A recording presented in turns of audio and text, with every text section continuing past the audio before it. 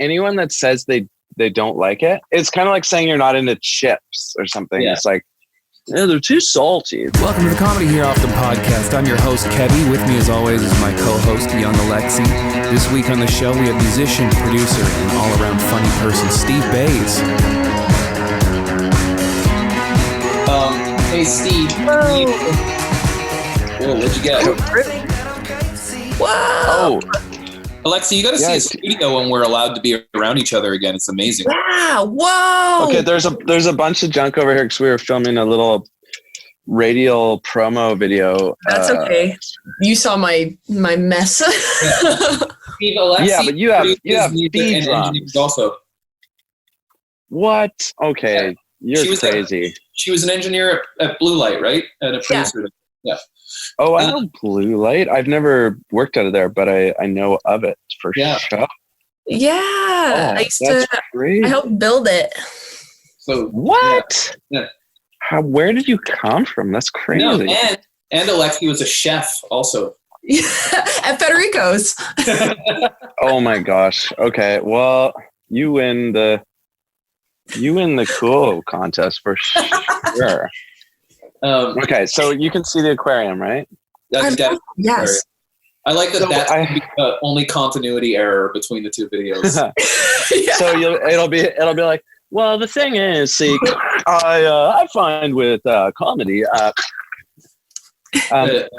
So is this comedy related? Really? Because I feel like this is more like going to be kind of like porn for like motivational speaking people. Well, you know, like. I can't think of anyone better who needs motivation than comedians, so this is going to be helpful for them. But yeah. Well, I got nothing. What I was thinking would be funny is can you talk about when you lived in that punk house with all those people? You're like a teenager. Oh man. Well, I won't bore you too much with it because I have a tendency to ramble, so I will try not to. But basically, the second I graduated high school, I was like, I'm out of here. Like I wanted to be solo, but then I like looked into the cost of rent and it was like, ugh. So then I just like moved into my parents' basement for a little bit. But I like locked the door and I was like, you need to schedule when you come down. Like I was very, very strict about it. And like, I still had to pay them rent, but it was like, not very much. And then, so I needed a job. And so my dad gave me a job, like so not punk, I know. But my dad gave me a job. At his office, they needed to like convert their whole file system from one thing to another. And it was like really tedious. So I figured out that on a VCR, there's RCA inputs, but then on a cassette, recorder machine thing, there's RCA inputs. I was like, wait a second, so I can just record TV onto cassettes and then just like have a little like earbud going. So I did this like 8 hours a day office job at my dad's office so I could pay my dad rent. And I would just, what's that? It's the first pyramid scheme. Your dad invented pyramid schemes. So what you do is you like pop out a couple kids, you raise them or whatever for like 18 years, and then like insanely cheap labor. You gotta be insane. Really you don't have to pay health benefits, none of that. Like, yeah, it's totally under the table, man. And so anyway, I would just listen to Seinfeld. And this is like the early days of Seinfeld. Like we're talking season 1, 2, 3 tops. Oh my God. Wow. My dad, funny enough, just got into Seinfeld. He's like, I get it. Like he's so stoked on it now. I know what got him into it. Tim Waddle. The dentist. Exactly. Oh yeah. The converting for the jokes. I love this. Yeah, I think about that a lot. It's so funny that you would say this because when I first started working at 604, I started in the store. So I was doing all the store stuff, and I'd have to move a lot of boxes around and everything. So I'd like have my headphones in, and I'd always be listening to Friends on my phone from Netflix in my pocket. Oh my God. Because you can kind of like, you can check in and out. You're not missing plot lines, you know, like you're not like, oh, what did Joey say to the duck? Oh, like, I don't know what's happening. Yeah. You know, it's great. Steve at one point decided to get rid of all his CDs and DVDs, so he gave them to me. Oh, And in that collection was every season of Friends, and I'd never tried Friends. I was like, I'm gonna try Friends, and I watched all 10 seasons, and then I was like, I still don't know if I like this. love it. Try Friends. Like it's kind of like that Mr. Show skit, like Titanica or whatever. It's like, oh, you guys wrote that song, Try Suicide, and I tried suicide. It's like, yeah, your dad fucking sued us, but you guys won. That's awesome. It's like, but my like shitty pop version is like, try Friends. I liked it on the tour bus because I never wanted to go on tour. I never wanted to even be in a band. And then Paul Hawley basically dragged me kicking and screaming to go on tour. And then I remember we stopped at like a Walmart or somewhere like in the States. And it was like, it was, you know, in the middle of the night. And I guess like bus drivers, like they love Walmarts because I don't know, there's all these like perks or something. Yeah. Like Percocets that you can buy. No, but there's like a lot of like reasons to stop at like a Flying J or a Walmart or whatever. So I just like went in and he was fueling up or whatever. And I found this little portable DVD player, which was like probably like ludicrously expensive. And then I found industrial strength Velcro, and that really set me off on like a 15, 20 year love of industrial strength Velcro, which has since turned into magnets. I really love magnets. That was late. Yeah. But so I would always have like a little DVD player, and I just always had insomnia. I remember you and I always bonded over discussions of insomnia, which it went away one day, and like now I literally can like, I'm like that guy that can like lie down and decide to go to sleep. It's insane. Luxury. It is a crazy luxury. I still need something on, like some crappy show, but because of touring, I needed to have like mindless things on all the time to fall asleep. And Friends was one of those things. Yeah. And to this day, I'm like always looking for just comedies that are just shitty enough that I don't care if I miss it. I'm not saying Friends is shitty.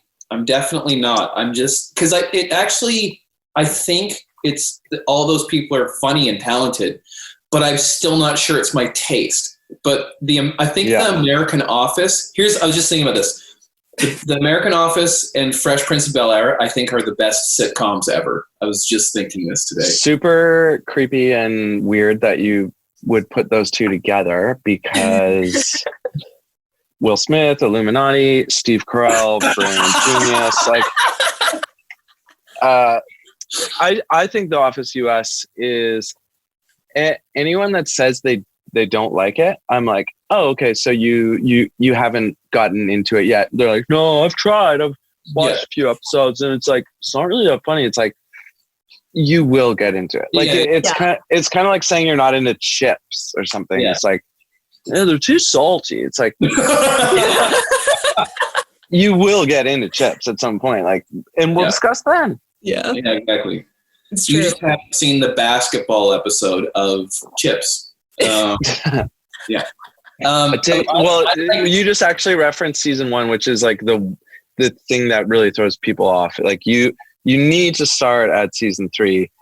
I think season 2 is incredible, but if you're new to The Office, the second half of season 2, maybe like season 3, you'll be sold.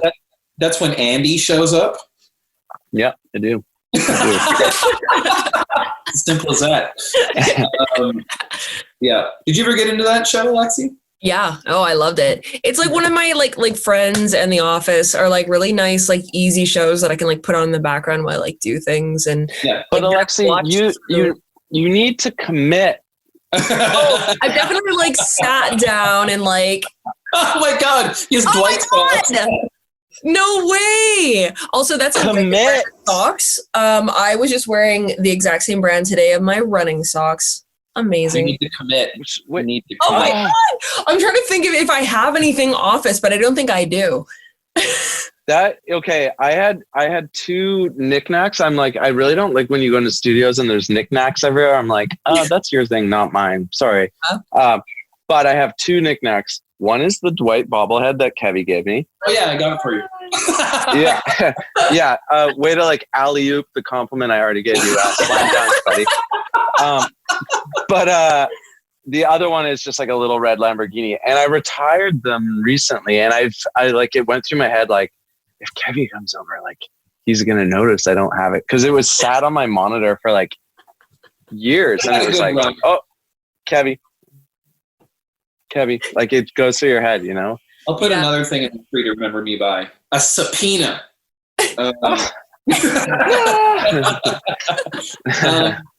Steve, did you have? Was that your first day job? Was working for your dad? No. Oh well, I mean, I did some gardening like for him as well. You know, like when your parents like they're just like dig up the weeds. Yeah. Here's what I ask is like, for some reason, every guest we've had lately worked at Dairy Queen at one point. Yeah, like everybody. Yeah, Ryan Beal worked there. Andrea Jin worked. Like, it's so weird. So basically, I'm asking, did you ever work at Dairy Queen or anything like Dairy Queen? Yes, I did actually. Not Dairy Queen specifically, but I did work at 2 competing ice cream stands in the same summer, like day in, day out. That's pretty close. Yeah. That's all. Yeah. One was called Canada Cones, and it was like my old bandmate Quinn, who played in my old band in Still. I love that like hardcore bands just like choose a word that means nothing. It's like instill what? Like, what are you instilling? Straight edge manners. Instill. It was a straight edge band. We had a song called Revolution of One, and it was about how like you need to start a revolution from inside your mind.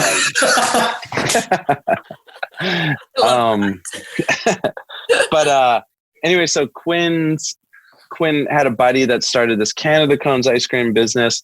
And I was just like, oh, it's so whack, like so not cool. And now he's probably like, you know, some genius entrepreneur guy that's, or maybe it's not. Maybe he's OD'd on fentanyl. I don't know, but I just think like it's a fun. No, he just had his act together early on, and so I was an employee. And I remember the first time I dabbled with having an extreme hangover. Was on my birthday, and I think it was like maybe it was my 19th birthday or something like that. And this is when I first learned I like drinking, but not to the point of this. Yes. So that's exactly it. I like to drink. I don't really like to be drunk. I've realized. Go on. No. Yeah, like it's very, very rare like that I actually like wake up and I'm like, oh my God, this is what a hangover feels like. Like it's been years. But this is one of those times, and I remember we were playing Spin the Bottle, but like all with like a circle of people we knew. It was very like tame. It was like kind of my first time doing Spin the Bottle. My longtime bandmate, best buddy Cam Pipes, who was like fully like metal guy. He's got like Satan tattoos all over. He sang for 3 inches of blood. Yeah. And like, you know, they toured with like Maiden and like The Darkness and all this stuff. So like, he's like a metal guy, and he thought the stuff I was into was like insanely puss. His words, not mine. But I remember like, so we were, somebody was like, I think it was for my birthday or something, and they're like did a margarita night thing. Like, and then after one round of margaritas, it was kind of like, well, that's a lot of work. So now it's up to you. So I was like, oh, well, I had this gin, which I had like didn't know anything about, and I had some like green Kool-Aid. So I was like, oh, okay, I'll try that. And then two things of note from that night was we did spin the bottle. It goes around and it lands on Cam, and it was like, this is like back in the day when if there was gay people that were in your school, like you didn't know about it. You know what I mean? Like it was, people forget that like old guys like me, like we did not know of anyone gay, like it, but they were everywhere, of course. But it was a weird time. Anyway, so it lands on Cam, and it was just like, I didn't know what the rules were, so I had to kiss Cam. And I was like, it was like my first like spin the bottle experience. I was like, this sucks. Like I get why I haven't played it till now. And so I kiss him, and like everyone is like laughing, or maybe not. I can't remember what the reaction was, but then I just remember Cam, because he was the metal one. I thought he was going to just be really put off by it. And he just goes, I can't believe my first gay experience is with my best friend. Oh my God. That's the best. Like I'm like, it's not a gay experience. Like, that's not an experience. We were playing spin the bottle. These are the rules. Like it happened. All right. Get over it. The best story I've ever heard. Yeah, I love that. It's not great. And then next thing I know, I just remember like hearing Promise Ring on in the background, which is like this like emo indie pop band that was big at the time. And I was just like puking green in the toilet. And I was like, oh my God. Never. I didn't drink gin again for 20 years, probably. Like it was awful. And then I had to work at Canada Cones the next day. So I'm standing on Government Street, like downtown, like right near the Empress in Victoria. It's just tourist central. And it was like, I just remember it being the worst feeling I've ever had in my life. Like having to just like serve ice cream cones to people in the sun and just having like the most insanely awful feeling. And I remember this like, and I was really broke at the time too. And this tourist goes like this, they couldn't speak English, and they just went like that with like a handful of money. They had no idea what the value of it was. And I was just like, oh no, it was my first moral dilemma. Oh no. Because I literally could have taken like so much money, and I didn't. And I'm glad I didn't in retrospect, of course. But like at the time I was really struggling. I was like, man, I could just go nuts. But I didn't. You just robbed those tourists blind. I love it. Yeah. I had another moral dilemma. I had 4 jobs at once at that point. I was in like 4 bands at once. I had 4 jobs at once, and I was probably in like 3 or 4 bands at once. And I was going to school, like UVic and stuff. Like it was so crazy that now I can like barely get one thing done in a month, like let alone like like all that. But now my standards are higher. Like now it's like if I work on a song, like, you know, it's like you wouldn't rejoin and still. Yeah, I mean, I'd be open to it. I'm still buddies with Cam, who's an Instill, and Dave. Dave, he went on to he got really into like anyway, boring. I just want to say I love that. Not boring for him or me, but for you guys. No, I say it's not boring, but I love that your best friend was a metal guy, and him thinking your taste was insanely puss probably means he was judging The Cure and Morrissey. That's probably what you liked that he thought was insane. No, I didn't even know of The Cure or Morrissey. Like I remember by the time years later when Hot at Heat started, which was like my 30th band, the press was, they would be like, oh, what are your influences? You know, like they would ask like just generic, like just woke up out of bed, like you have to ask someone questions like, oh, how'd you come up with the name? It's like, really? Okay. oh my God. What are your influences?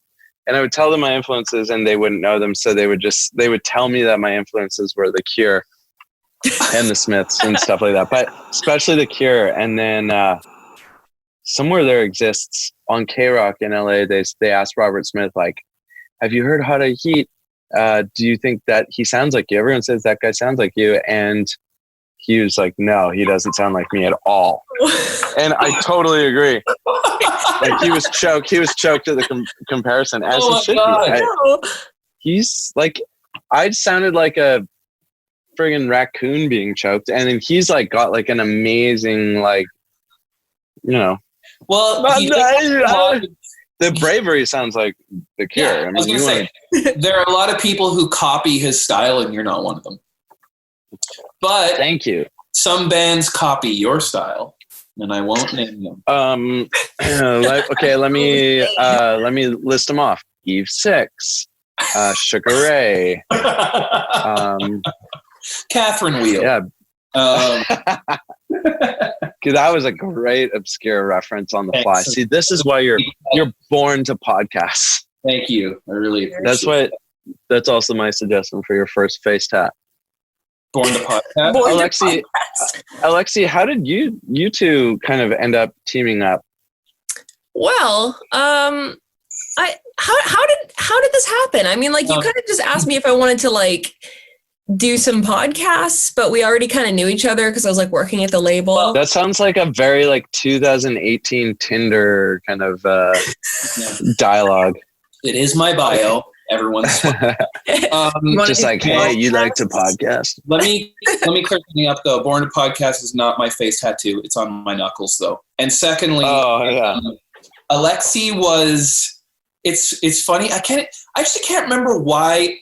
Somebody left the label, and then I was engineering the podcast. And before you were in here, Steve, Alexi and I were talking about how I don't like to produce and engineer at the same time. I like to just focus on one or the other, and I'm not really that into engineering. And so I just asked her because she told me she engineered, so I just asked if she wanted to come do it, and then she started just engineering. But she's such a good audience. Another line, but go on. She's such a good audience. She's like fun to have around, and a good riffer, and a good audience. And so I was just like, "Do you want to be on camera?"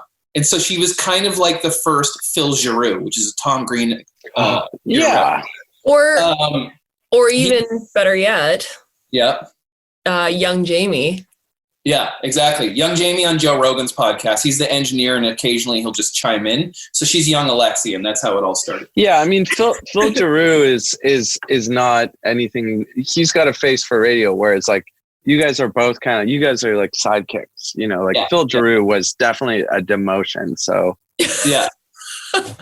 Young Jamie is better. Basically, Alexi, Tom Green had a TV show, and his best friend, who didn't really have any talent, would just be behind him through a window laughing at everything. That's kind of like me. I remember banging on the window. Yeah. The Phil Giroux was like the first time I ever heard of like the concept of like a laugh having a recharge, because he would have his cup of coffee. Like, get a cup of coffee so we know what you mean. Let me take out my hand sani out of it. Let me take out my tiny screwdriver. Quick break. Another tiny one. Sorry. Perfect. Another tiny one. So, anyway, I just kind of wanted to brag about that. So. That's a lot. That's a great like collection of them. Usually they're all scattered around the house. Yeah. The mug I got you. You want to see a collection of okay, anyway. So he had this not this cool, but he had a coffee mug, and then he would do this like he'd just be sipping away the whole show, and then he'd start laughing, and I can't do it because, as you know, Kevvy, I'm not good at laughing. But he would recharge, so it would be like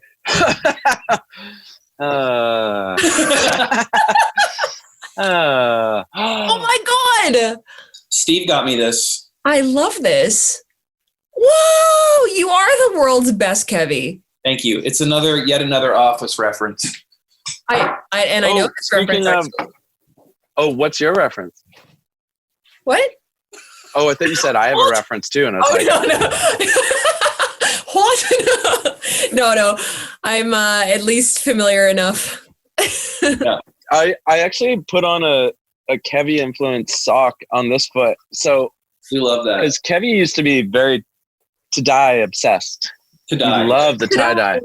Yeah. But then I also threw in a bonus for additional warmth. So this is my Obama sock. Yes. We love it. Yeah, that's great. Oh my God. I'm a big Obama fan. Same here. Yeah, me too. You say Rainmaker? She didn't say Rainmaker, but great film. Let's talk about it. Just kidding. I sort of wish now that I had. that would be a good, like, when someone says something really esoteric and you have no idea how to reply, you're just like, Rainmaker.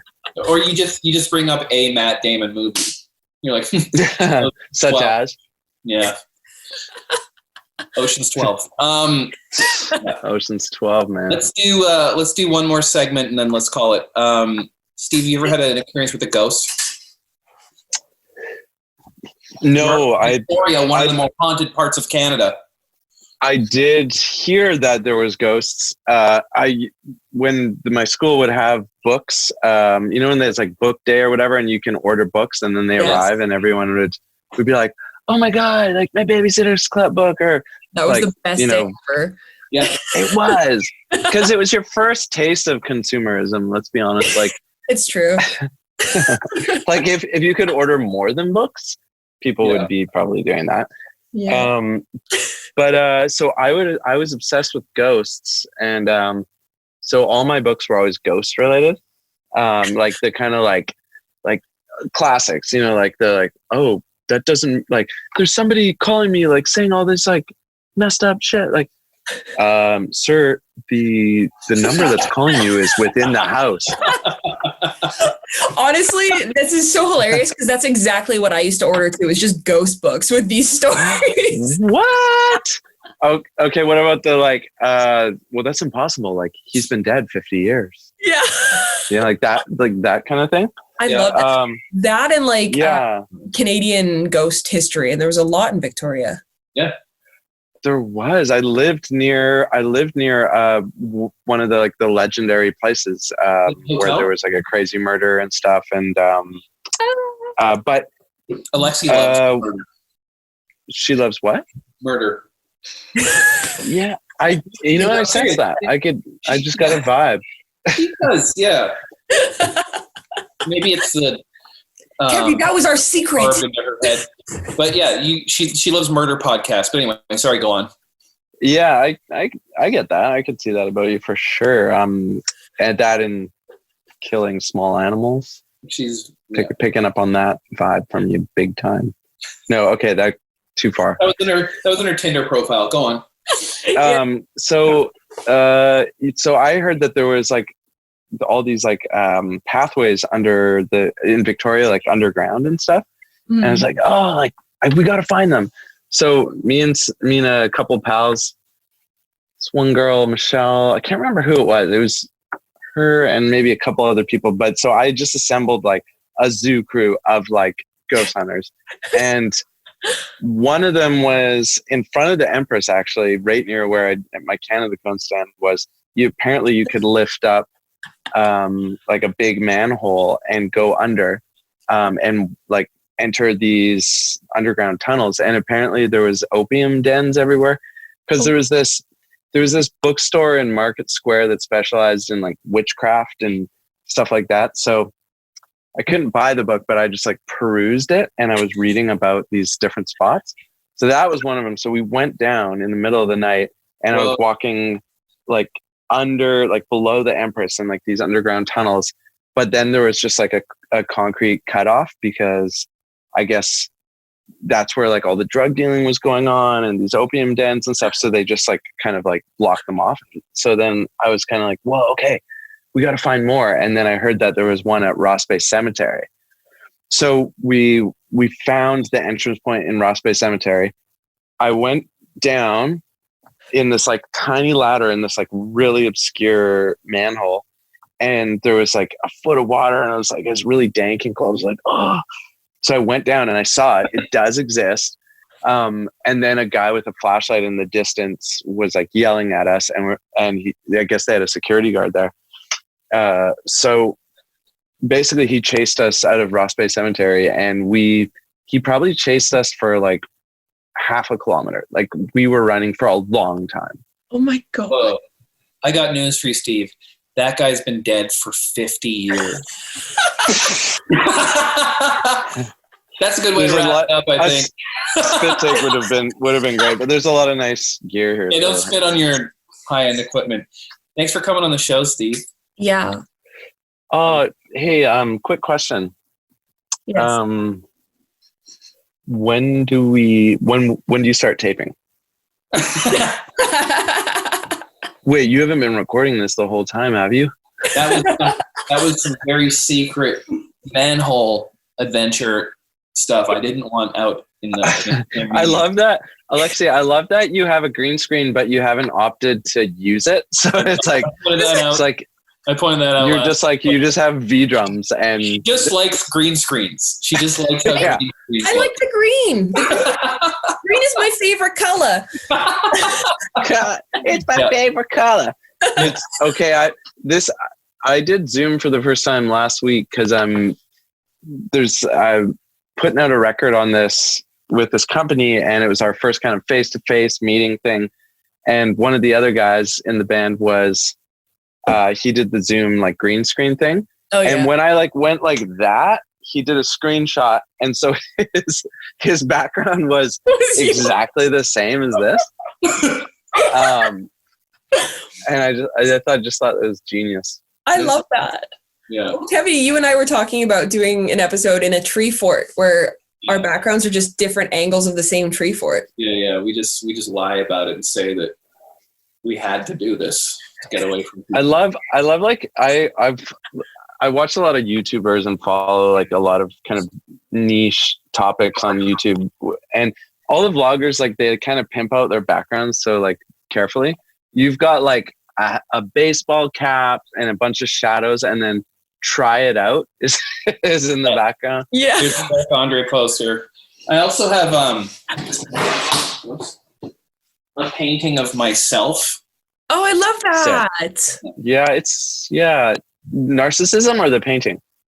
I love narcissism. I don't care for the arts. Oh. I just love how there's so much art of your face. No, it's a work of art itself. He has a face for interpretation. How dare you? I'm an artist.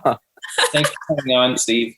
Yeah. Hey, thanks for having me, and just want to encourage you guys to donate.